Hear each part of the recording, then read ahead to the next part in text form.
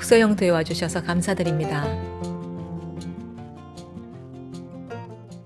영화 로맨틱 홀리데이의 잘생긴 주인공 주드로는 울보입니다. 남자 주인공 주드로가 자신은 울보라고 말하는 장면과 그가 우는 장면 때문에 영화가 특별히 더 따뜻하고 재밌었던 것 같습니다. 그가 말합니다. 나는 항상 울어요. 책을 보면서 울고 영화를 보면서 울고 성탄절 카드를 받아도 울어요. 나는 정말 울보예요. 이 남자 주인공은 아내를 병으로 잃고 두 딸을 혼자서 애틋하게 키우고 있는 아빠입니다. 사람들은 눈물이 나약함을 보이는 것이라 생각해서 특별히 남자아이가 우는 것을 꺼립니다. 하지만 남자아이가 눈물이 많다고 해서 나약해지지는 않는다는 것을 제 경험으로 알게 되었습니다. 사람이 울고 싶을 때 공감해주고 마음껏 울게 해주면 오히려 부드러우면서도 내면은 단단한 사람이 됩니다. 2018년도에 대학원을 졸업하고 정부 ODA 사업 프로젝트 매니저로 아프리카 에티오피아에서 일하고 있는 큰아이는 어릴 때 정말 엄청난 울보였습니다.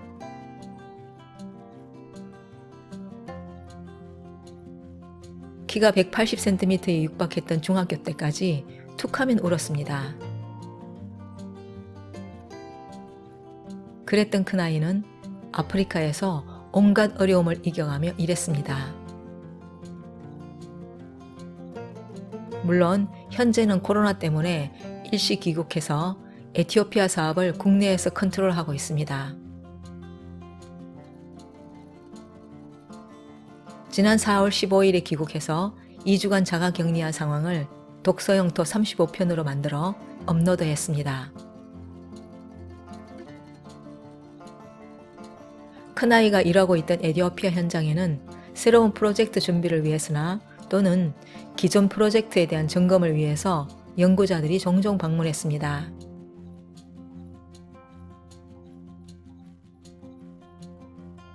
수도에서부터 큰아이가 있는 지역으로 3시간 가까이 달려서 연구자들이 방문할 때면 어김없이 이렇게 말했답니다. 우리는 이 지역에 한번 와서 하루를 머무는 것도 이렇게 힘든데 정말 고생이 많으십니다. 대단하세요. 큰아이가 맡은 지역에서는 인터넷이 잘 안 되어서 수도인 아디스아바바 본부에 업무차 올라올 때나 스카이프로 얼굴을 봤습니다.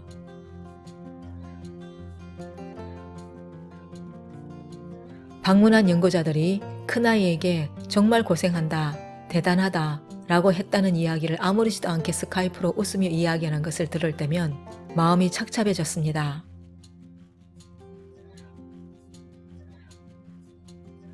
큰아이가 항상 밝은 얼굴로 그곳 일상을 이야기해 주었기 때문에 아프리카 생활을 내가 이곳 한국에서처럼 평범하게 생각하고 있었던 것은 아닐까 하는 생각이 들어서였습니다.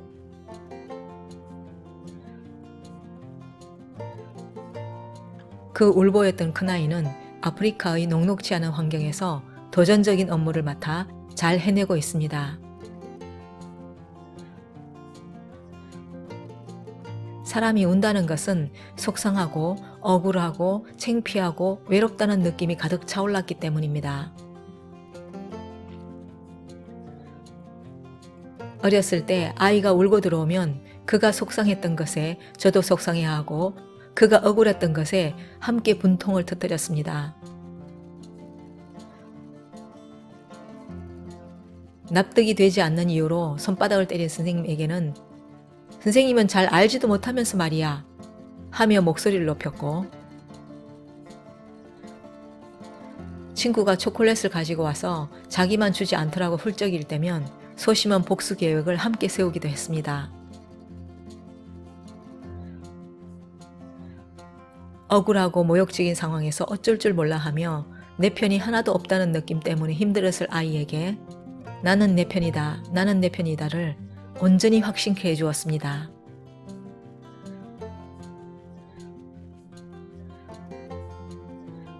툭하면 우는 여려 보였던 큰아이가 평범하지 않은 경험을 스스로 선택하고 긍정적인 마인드로 뚝심 있게 해나가는 힘은 어디에서 왔을까요?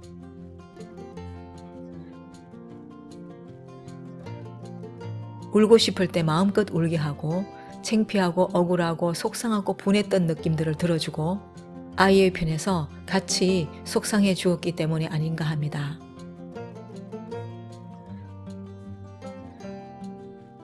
눈물에 관해서 사람들은 여자아이에게는 관대하지만 남자아이에게는 그렇지 못합니다. 하지만 인간이 가진 울고 웃는 정서적 반응은 하나님이 준 선물입니다. 이런 것들을 마음껏 누리게 해주세요. 그러면 외양은 부드럽고 속은 강인한 사람이 됩니다. 아이들이 울고 싶을 때 울지 못하게 하면 내면 정서에 찌꺼기가 쌓입니다. 그 해소되지 못한 감정의 찌꺼기는 마음 어딘가에 달라붙어 있다가 살아가는 동안 울컥울컥 분출해서 자신과 다른 사람들을 힘들게 합니다.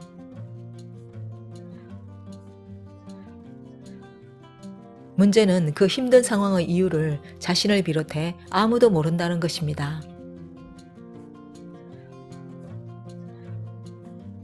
프로이드 방식으로 이야기하면 이렇습니다. 발달 단계에서 해결되지 못한 것들은 무의식 어딘가에 고착되어 있다가 살아가는 동안 어떤 순간순간에 불쑥 튀어나와서 사람을 무의식의 노예가 되게 한답니다.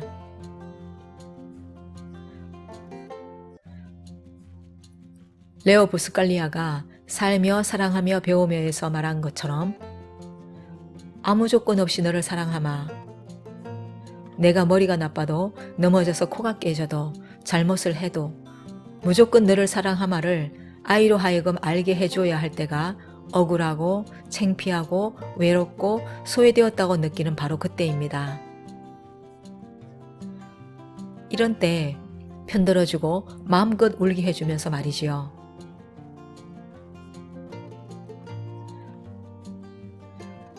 아이가 어떤 좋은 정서와 성품을 갖게 하는 절대적인 방법은 경험을 해보는 것입니다.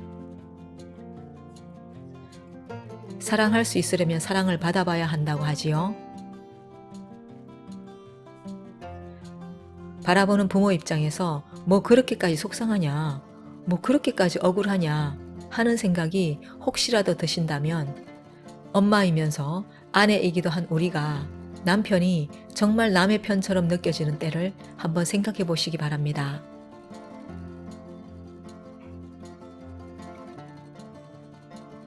책 화성에서 온 남자, 금성에서 온 여자에 이런 내용이 나옵니다.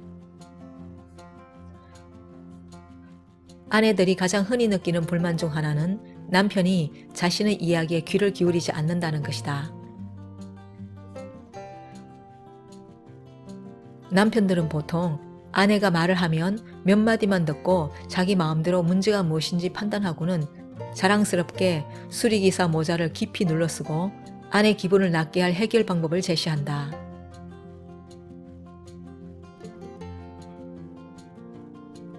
여자는 공감을 기대하는데 남자는 그녀가 문제를 해결해 주기를 바란다고 여긴다. 아내가 왜 귀를 기울여 주지 않느냐고 아무리 말해도 그는 알아듣지 못하고 같은 일을 되풀이한다. 영화 로맨틱 홀리데이에서 눈물 많은 남자 주인공 주드로와 달리 연인인 영화 예고편 제작자 대표 캐머런 디아즈는 10대 시절 부모가 이혼한 이후로는 눈물을 흘려본 적이 없는 워커홀릭입니다.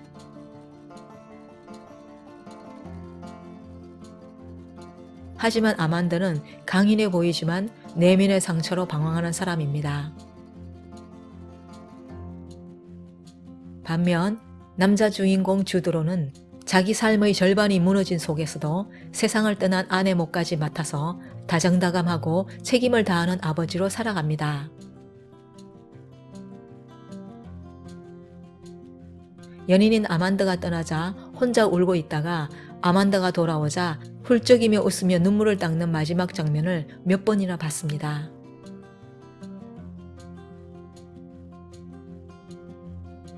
살며 사랑하며 배움의 저자 레오 부스칼리아도 울보입니다. 책에서 이렇게 말합니다.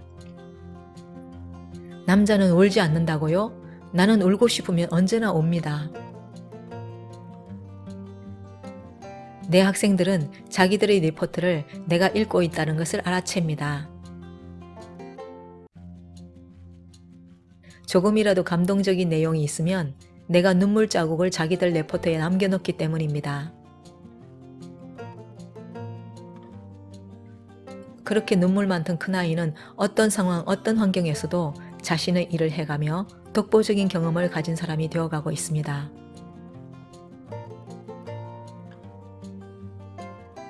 성공하는 사람들의 7가지 습관에서 말합니다. 잔인한 사람이 가장 약하다. 부드러움은 강한 사람에게서만 기대할 수 있다. 오늘은 여기에서 이야기를 맺겠습니다. 독서용토에 와주신 모든 분들께 감사드립니다.